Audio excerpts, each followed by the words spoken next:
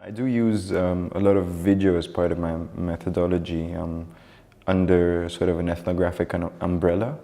And I try to use the camera as a sort of, is either an active object. I try to get participants to engage with it. I do lots of work with youth and children, so having a camera there is really interesting for them because they get to play around with it and they see it and they take pictures, and it's interesting that they also immediately forget about its existence. I think once the introduction, they are introduced to the object, and it's easy for them to forget about it and just get on with their everyday lives, which makes, I think, video particularly powerful because you get to literally go back to the moment. You know, use it as a memory tool, but also to indeed like see things that I possibly missed out on. One of the reasons I was very much convinced towards using video was we were filming a sort of a documentary, an ethnographic documentary, and something happened while we were filming, and so there were these two girls, and their father was in the room, and we were sort of interviewing the girls, and then the father interrupted and started to answer the question, but then we didn't have consent to film adults, and we were just sort of filming the interview. And because of that technical sort of limitation at that point, the camera had to stay on the girls, and it was really interesting to see when the father interrupted, the girls sort of looked at each other and had like this sort of subtle, unspoken conversation, which we didn't notice at the time, and we only noticed after months and months of sort of going over the footage, and then we thought, hold on a minute, those looks, they're not by happenstance, that there's something going on there. For me, it's one of the reasons why I'm a big fan of using video, particularly when it's not intrusive. Yeah. For sure. And I suppose, of course, you can incorporate things like facial expression, I mean, that you wouldn't see in other forms, for example. Yeah. And I'm just going to get my first prop. You can't actually carry this in a bag, you have to use it as a walking stick. So I was going through Edinburgh this morning using this, drawing glances. And, I took part in a collaborative project at University of the West of Scotland. And we went up to Fort William and we walked along the beach of Fort William, and we were to look for lines, any sort of lines, tracks, paths, rivers, shorelines, etc. The project was to do with walking and how it affects, how we can use it as a method. This set me off on a journey of looking at how to investigate places through walks. It had a link to my novel writing, I just hadn't realised it at the time, and to ethnography, of course, and phenomenology. And now I'm increasingly using walking as a method. Most recently, I've proposed a grant for funding to investigate walking and creative writing for early stage dementia sufferers. And there's no doubt about the fact that walking somehow restores memory, the feeling of being in a place, the feeling of connecting with the outside world. Simple things like the effect of fresh air on the brain have been proved to have a positive, beneficial effect, unsurprisingly, but it's been investigated scientifically. So I use walking in all sorts of ways now. I've looked at walking in fiction. I've drawn walks out from different fictional books and see how they operate in these different fictional books. And I find that very necessary, really, because as an academic, without something to cling on to that's your own, you can swim about in the middle of stuff and become completely lost. So it kind of has resonances as a metaphor too for finding out who you are again, and that's been very valuable to me. That reminds me of one of my props. And so the donkey really resonates with the walking stick, because the roads in Lebanon were sort of drawn using donkeys, and donkeys are hard workers, and they make their own path. But in a lot of ways, it's very similar to academic work, isn't it? I mean, you can get lost in a sea, and you start with something, and then it's going to be a very long process. Yeah, absolutely. Yeah, it's like making a map, for the first time. And one of the other concepts that I've come across is the idea of wayfaring. There's an academic called Tim Ingold, an anthropologist, who says that every line is unique. You can never reproduce that line because it will then only ever be a reproduction. And he then talks about the wayfaring routes of indigenous people and how they discover their world through going into an unknown world and making unique routes. And how when you stop that route and it becomes a map, it's no longer unique, it's a place you travel along, you no longer wayfare. What you said about sort of ownership and finding sort of yourself in the academy, that really resonates with me, particularly now. I think it resonates with every sort of doctoral student, particularly when they're writing up. It's, you own the things that you're writing. It's your own voice. So this is something I'm going through personally at this point. But I wonder, how do you decide what you want to own? That's a very good question. What happened to me was that, having taken part in this project where I wrote a book chapter, I then thought, well, what am I going to do now? What would I like to work in? I would describe it as the phenomenological approach. One places oneself in an experience as far as one can and then tries to reproduce it. Case studies of things like poets who decide to write about surfing. They go and join the surfing community in order to write about it. They don't just look at pictures or go surfing once. They actually get right inside the whole community in order to write about what it feels like to have salt on your skin all the time, and to taste it, and to have your hair all over the place because it's full of salt all the time. So they live it. Now, it's very close to ethnography, of course, therefore, but ethnography tends to observe. The phenomenology places one inside. I'm struck by how ethnographic that is. I mean, It's not different, it's huge overlap. But for creative writers, they certainly place themselves inside things and experience them. I suppose filmmakers must too, though.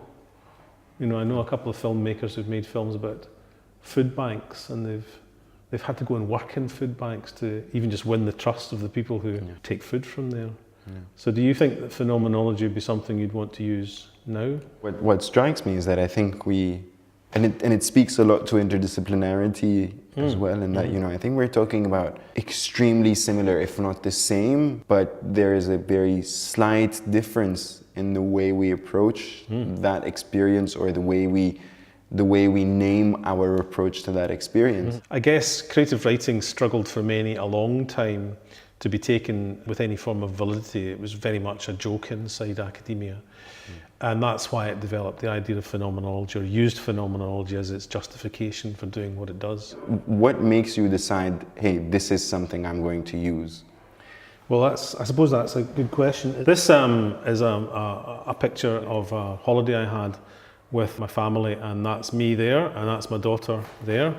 And she was then 14, 15. I guess the reason that how you decide what's important is personal in that sense, So when I'm using props in creative writing, I'll ask people who participate in it to bring along props from their lives, and they'll use these as starting points. If I was my own student, I'd be saying, write about the walk you did on this beach with your daughter, and what was the meaning of that. And once you do that, you start to trigger yourself into hundreds of different memories, and this happens to everybody.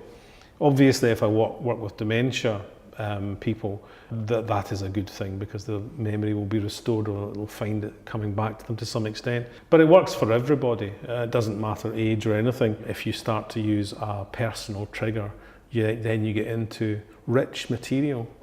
Would you agree that when you come to make a piece of film, that you start off with the idea rather than the academic justification? One of the reasons I'm a fan of sort of making academically sensitized films. So for the documentary that we filmed in 2014 with Lived, we knew we had the idea.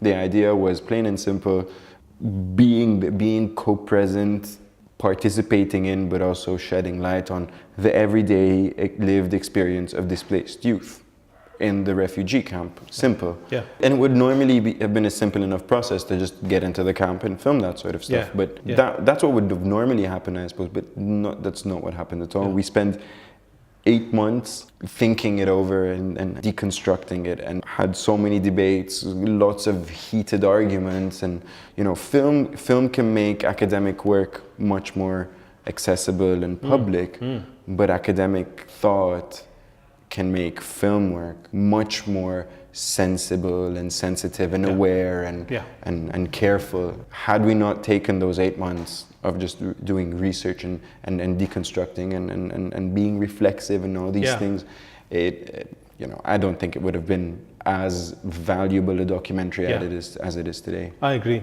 I totally agree. Universities also bring something to the process as well.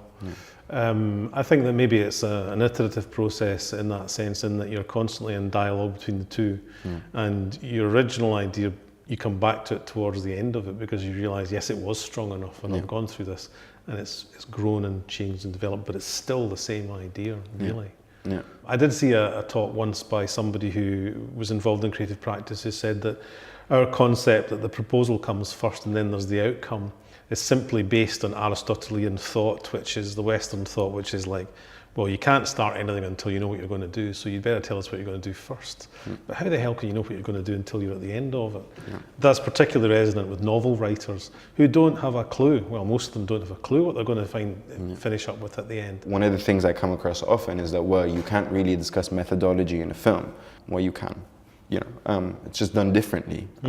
It brings back to sort of this, you know, these methodological things about, you know, reflexivity, and I find that these things are quite present in films, and I think it's just an issue of learning to read them out of the film.